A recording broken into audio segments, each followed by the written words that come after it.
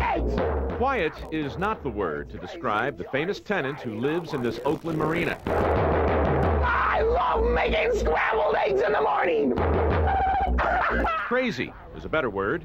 Who is this man? Krazy George, professional cheerleader and professional male model. You yell, try it, or you swallow this!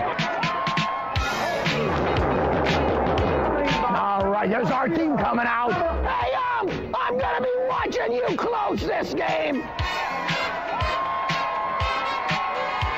Since 1975, Krazy George Henderson has been a hot commodity. Hundreds of sports teams from football, baseball, hockey, and soccer, the pros, the minors, have hired him to do one job, to make the crowd go bonkers.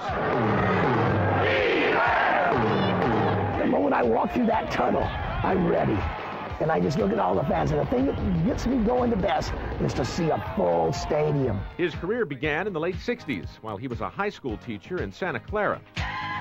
Those poor kids, I warped their minds. He was given his trademark drum and began banging it at school events. People went nuts. He started doing it for a local hockey team and caught the eyes of teams in the Midwest and Canada. And there was money in it. A career was born. I cheered for the Minnesota Vikings for 4 years, the Kansas City Chiefs for 4 years, the Houston Oilers for 8 years, the Titans for 1 year. Of course, when it came to cheering, no one could ignore the A's 10th man, Krazy George Henderson. With demand for George so high, it wasn't uncommon for teams to fight over him. And because he turned home team stadiums into noise pits, he occasionally ticked off visiting team coaches. What I really think is I made an art form out of is back and forth cheers across the stadium. I always go 2 hours, 3 hours early, and then for like 20 minutes, 30 minutes before anybody's in there, I go down and sit in the stands all by myself. At 56, he still travels to a different city each weekend. All expenses paid, and several $100 on top of that. But for George, he's retired himself from the massive pro sports crowds. It's brutal. I mean, it's brutal on me now. It was brutal on me then, but it would be a killer. And so I try to approach just minor league sports right now.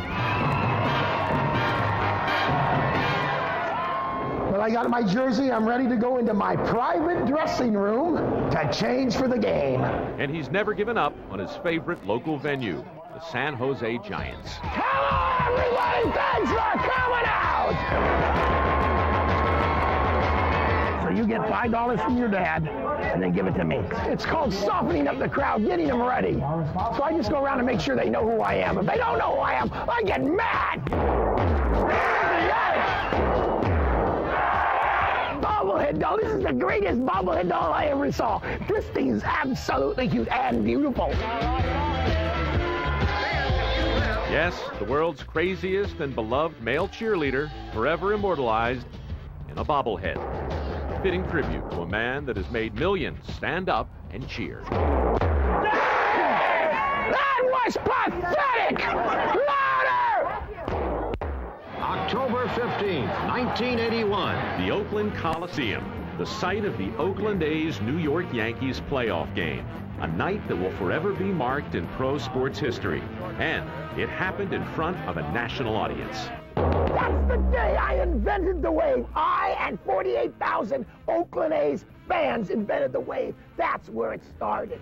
Yes, that free-flowing section-by-section cheer that, my guess, tens of millions have been a part of. I started with 3 sections. It went about 5, 6 sections died. I started again, went about 11 sections died. Third time, it kept going and going and going. It was insane. Okay, stand up. Woo!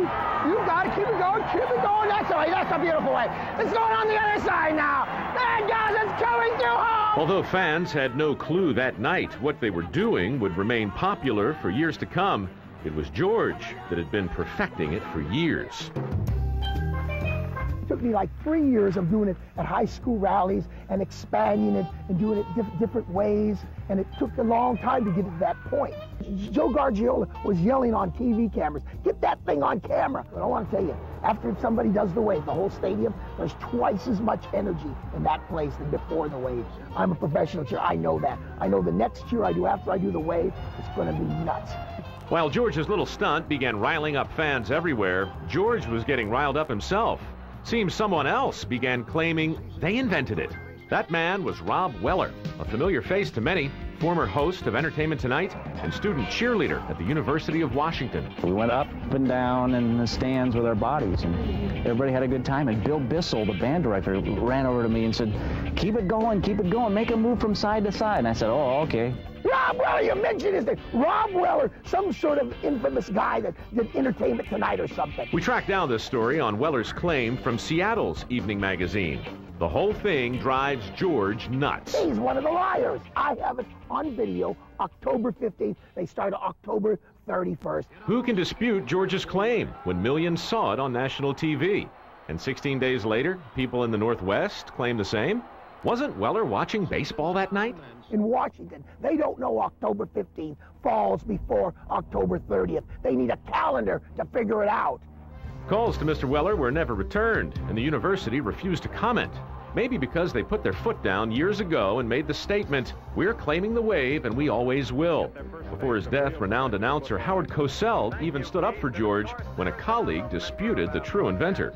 And Howard Cosell came out and said, "Beg to differ with you, but I have it on good evidence." And he gave my name and said the wave started in Oakland. For Krazy George and Weller, there have been no face-to-face meetings, no debates, just a war of words. And yes, we did do a little of our own research. In 1981, October 15th did in fact fall before the 31st.